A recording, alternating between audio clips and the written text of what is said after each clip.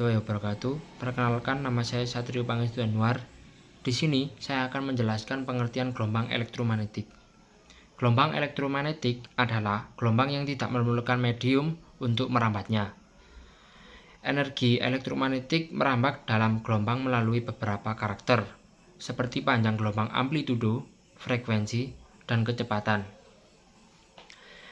Energi elektromagnetik dipancarkan atau dilepaskan pada level yang berbeda.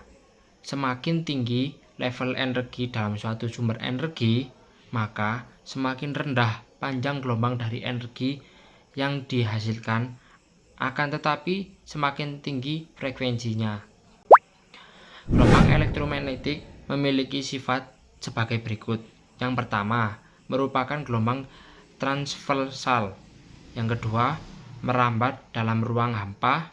Yang ketiga, mengalami pemantulan, pembiasan, interferensi, difraksi, dan polarisasi. Yang keempat, arah perambatannya tidak dibelokkan oleh medan magnet maupun medan listrik. Selanjutnya, spektrum gelombang elektromagnetik. Perhatikan spektrum gelombang elektromagnetik sebagai berikut ini. Spektrum tersebut diurutkan dari panjang gelombang terbesar atau frekuensi terkecil ke panjang gelombang terkecil atau frekuensi yang terbesar. Spektrum tersebut terbagi menjadi 7 macam gelombang diantaranya, yaitu yang pertama, gelombang radio. Gelombang ini dimanfaatkan untuk mentransmisikan sinyal pada jarak yang sangat jauh.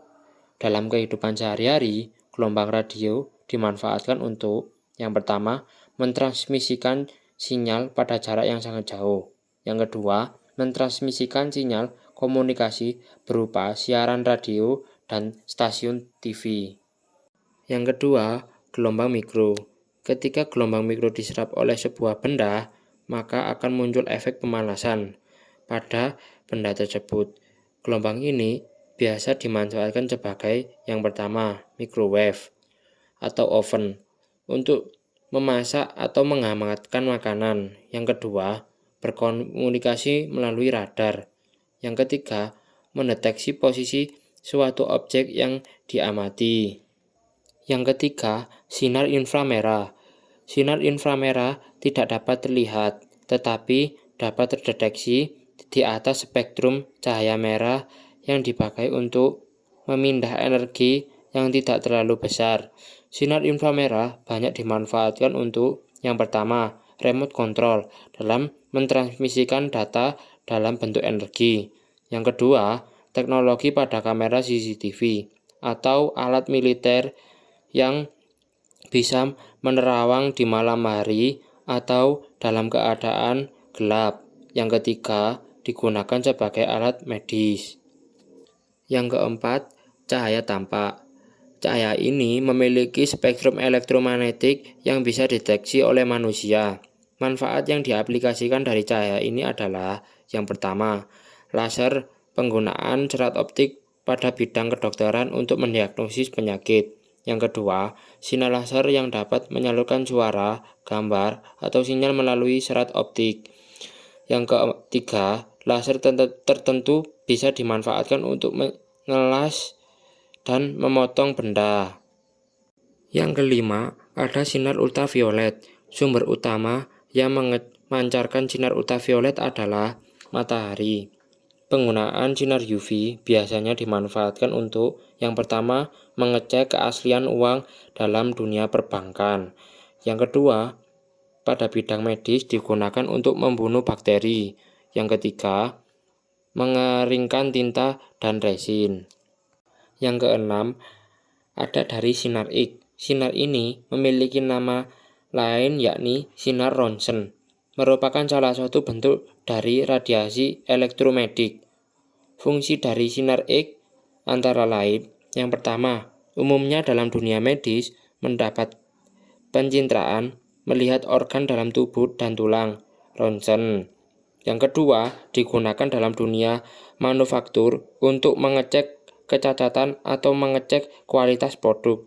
Yang ketiga, mengecek kualitas dari batu, permata, dan kristal. Yang ketujuh dan yang terakhir adalah sinar gamma. Sinar ini memiliki frekuensi paling tinggi dan daya tembus paling besar dari semua sinar yang ada di dalam semesta. Sinar ini sangat langka kita temui, namun sinar ini memiliki manfaat sebaik berikut. Yang pertama, dalam dunia medis digunakan pada alat pemindai CT scan. Yang kedua, penyembuhan penyakit kanker dengan metode operasi pisan gamma.